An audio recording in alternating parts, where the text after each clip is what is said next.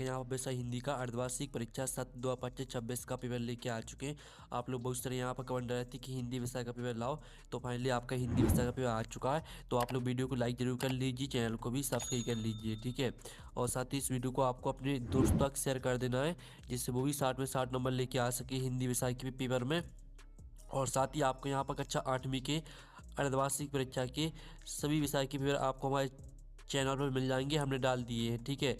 तो आप लोग वीडियो को लाइक जरूर कर लीजिए और चैनल को भी सब्सक्राइब कर लीजिए। आप यहाँ पर देख लीजिए, राज्य शिक्षा केंद्र मध्य प्रदेश भोपाल अर्धवार्षिक परीक्षा सत्र 2025-26 विषय हिंदी प्रथम भाषा।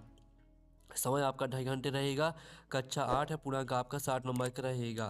फिर आपके आते हैं बहुविकल्पी प्रश्न आते हैं, प्रश्न क्रमांक 1 से 5 तक, ठीक है। तो निर्देश आता है सही विकल्प चुनकर उत्तर लिखिए, प्रत्येक प्रश्न के लिए 1 अंक आपका निर्धारित है। तो प्रश्न पहला आता, खजुराहो के मंदिरों का निर्माण किसने करवाया था? तो आपका था ए था मौर्य वंश, बी था चंदेल वंश, और सी था शुंग वंश, और डी था गुप्त वंश। तो यहाँ पर खजुराहो के मंदिरों का निर्माण किसने करवाया था? तो इसका राइट आंसर आपका चंदेल वंश हो जाएगा, ठीक है। चंदेल वंश आपका यहाँ पर राइट आंसर रहेगा। फिर आपके यहाँ पर दूसरा आता है, होश में आने के बाद मोहन की स्थिति क्यों बिगड़ने लगी थी? तो आपका यह था डॉक्टर न मिलने के कारण, बी था सेठ जी को न देखकर, सी था वृद्धा माँ को न देखकर, और डी था दवा न मिलने के कारण। तो यहाँ पर होश में आने के बाद मोहन की स्थिति क्यों बिगड़ने लगी थी? तो इसका राइट आंसर आपका हो जाएगा सेठ जी को न देखकर। फिर आपके यहाँ पर तीसरा आता है, रियासतों में अंग्रेज सरकार के प्रतिनिधि को क्या कहते थे? तो आपका यह था बैरिस्टर, बी था पॉलिटिकल एजेंट, और सी था आपका दीवान, और डी था गवर्नर जनरल। तो यहाँ पर रियासतों में अंग्रेज सरकार के प्रतिनिधि को क्या कहते थे? तो इसका आंसर आपका यहाँ पर पॉलिटिकल एजेंट हो जाएगा। चौथा आपका आता, दिए गए शब्दों में से आगात शब्द कौन सा है? तो आपका यह था विचित्र, बी था निर्भीक, सी था अद्वितीय, और डी था जायदाद।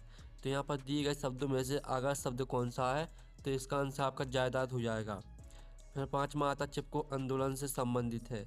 तो आपका था गौरा देवी, बी था अमृता देवी, सी था राजा अभय सिंह, और डी था निहाल चंद बिश्नोई। तो यहाँ पर चिपको आंदोलन से संबंधित है आपका यहाँ पर गौरा देवी, ठीक है। गौरा देवी आपका राइट आंसर हो जाएगा। तो इस तरह से जो आपके बहुविकल्पीय प्रश्न है वो कंप्लीट हो जाते हैं। पहले का आपका बी राइट आंसर रहेगा चंदेल वंश, दूसरे का आपका सेठ जी को न देखकर, तीसरे का आंसर आपका पॉलिटिकल एजेंट हो जाएगा, चौथे का आंसर आपका जायदाद हो जाएगा, ठीक है, और पाँचवें का आंसर गौरा देवी।